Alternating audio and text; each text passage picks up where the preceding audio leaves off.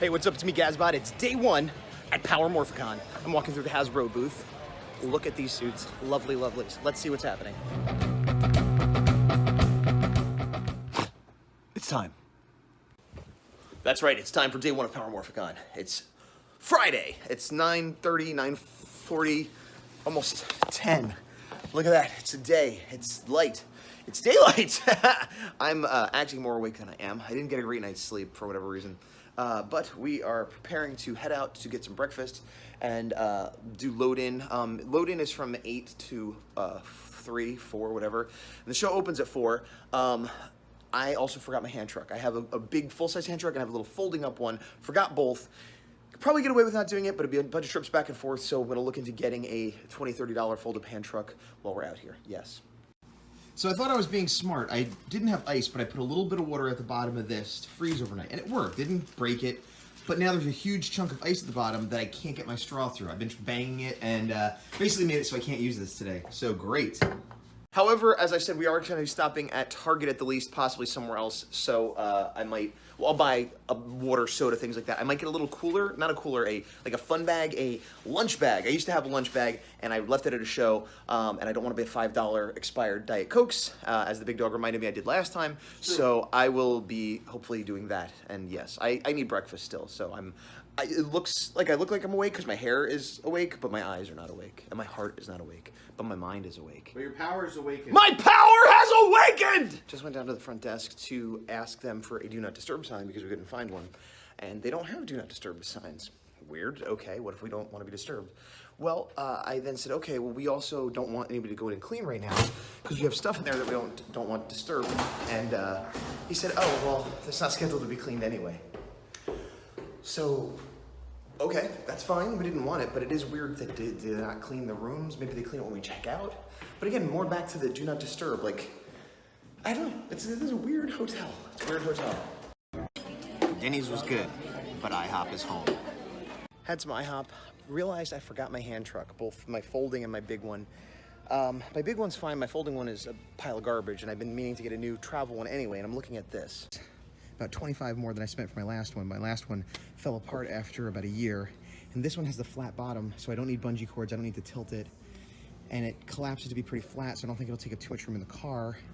I'm not sure if I'll be able to get it in a suitcase on my plane is the only question, but I think I'm gonna get it and hope for the best. There's something ironic about carrying a heavy hand truck around since it's supposed to help me with carrying heavy things, but that's where we are. That's where we are.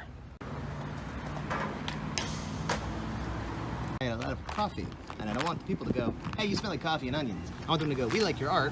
Nice breath, buddy. So eventually went to the convention center. The big dog just dropped me off, and I pushed my cart, but I was at the wrong building, and so I was a big, sweaty mess going through this line.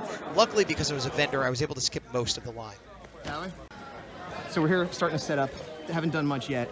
You see Lenzations, who I know is gonna be across from me. But what I was just telling the big dog is I love that they have gutters. They have a path you can get through for safety, for convenience, and so you're not bumping into your neighbors. There's no passive aggressive pushing into each other. It's a really good setup. It's 3:40. They let people in 20 minutes. I'm mostly set up, but not completely done. Oh wow! Look at the Hasbro booth. They've got full suits. That's amazing. I'm gonna flip. What I was starting to say is I can't believe that I got here almost 3 hours early, and I wish I got here earlier. These are fantastic. Which one should I take home, guys? Which one should I take home? That one? Maybe. I don't know. There's the Go Busters. I was going to the bathroom, believe it or not. So the Hasbro area was amazing. They had the new Beast Morpher Go Buster suits, plus they had vintage suits from various seasons with, a certain amount of wear and degradation that unfortunately happens through use, but also just through age with a lot of the foam props. This was between 3 and 4. I heard rumors that early access was at 3, but I wasn't set up until 4, so I was happy. I mean, I wasn't 100% ready till 4. This was like a little bit of time before it opened where I just quick ran around and look at the props, and there you can see poor Goldar, and the foam on him is falling apart. but it was a really, really impressive display. When Bandai had been there 2 years ago, they had like a big area and a few things out, but they didn't have all these props and everything. I don't know. It looked like a mini museum area, and it was very fun, and people were hanging out there the whole time taking pictures. It was a good place for cosplayers to be, and it was just a really nice showpiece, and it really showed that Hasbro's like, we're bringing it. We own Power Rangers now. We're taking this seriously. And then here's the helmet showcase, which we've seen before. I think Bandai had something similar, but again, Hasbro kind of took it to the next level, and being the 25th anniversary of Power Rangers certainly helped. And I don't know how they chose which helmets were there. Some more modern, some maybe related to the comic storyline.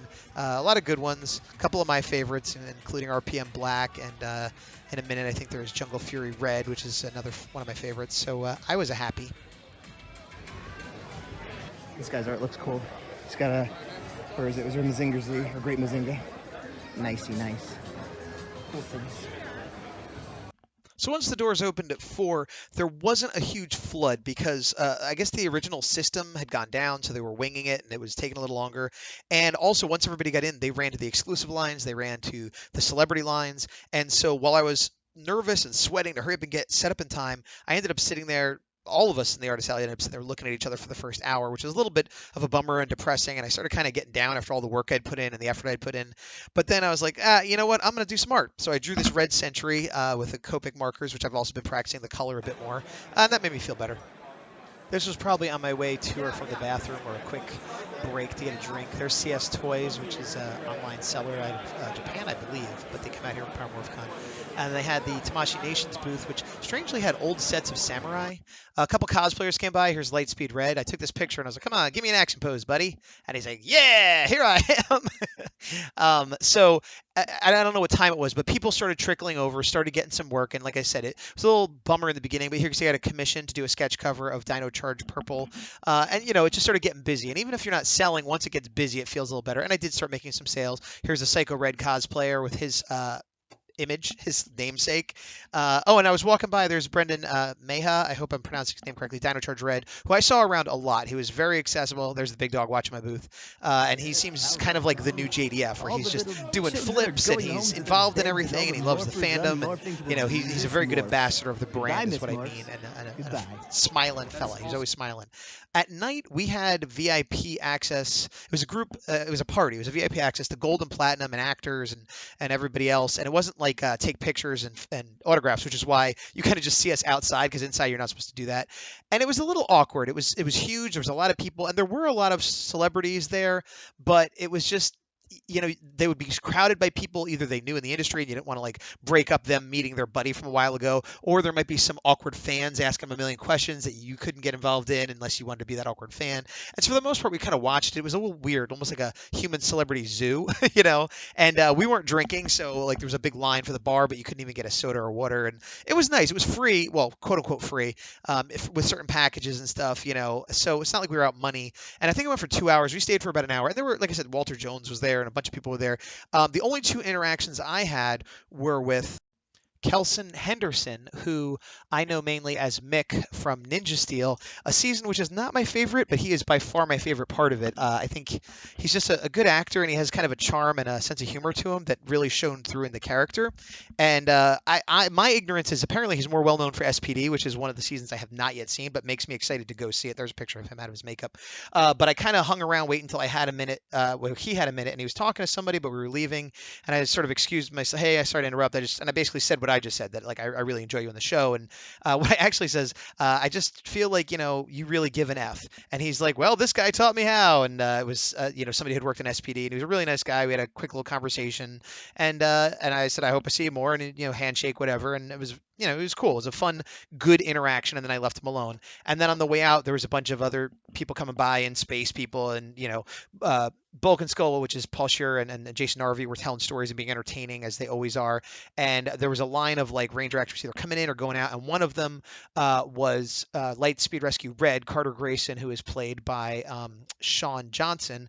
And I didn't want to bother him, but I do like him, and so I just sort of stuck my hand out as like, hey man, good to see you. And he gave me a handshake. He's like, hey, how you doing? I'm Sean. I'm like, cool. And then he kept going. So those are the only two interactions I personally had, but I could have had more had I attempted it. And it was, I don't think I was the right person to be at that party. You know what I mean? I think I had to either be I don't know. I don't know. I enjoyed the one interaction I had, and then I was ready to go home, basically.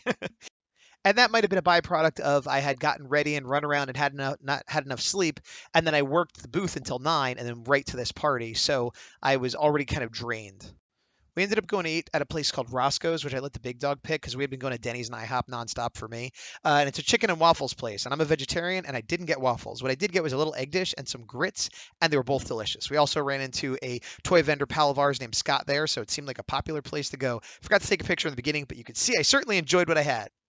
And while I didn't have a lot of time to walk around and do any shopping, the big dog was, and he helped me out. He found this Magi Ranger set of bikes. I had the blue already, and they were in package and pretty cheap, so I was able to get the whole set, and I'll just have to get rid of my duplicate blue, as well as that purple Beetleborg with the weapons, which I didn't realize at first, but one is for him and 2 others are for other Beetleborg figures I have. I'm not a huge fan of the show Beetleborgs, but I love the chrome figures, and I have an almost complete set. I'm missing like 3 of the more rare ones, and that was one of the less rare ones that I still needed, and it was cheap and I had extra weapons, so thank you to him for that. And in the bottom left there is a Go Busters walkie-talkie of some sort. I hadn't watched Go Busters, but it was only $10, and we got one each, and it had batteries even and worked. So yeah, I like morphers and weapons and stuff, and I'm sure eventually I'll want that after I watch either Go Busters or Beast Morphers. It's better to have it now when it's relatively inexpensive. So thanks to the big dog for looking out for my toy needs.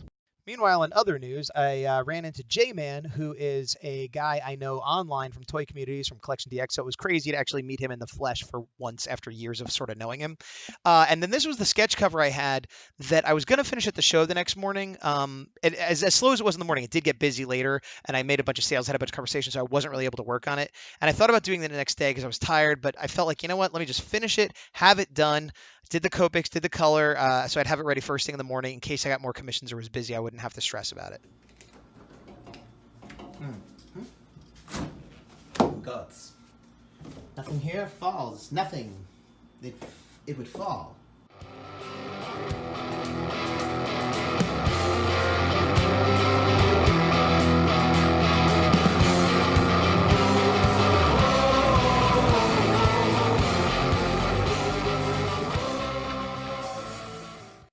However,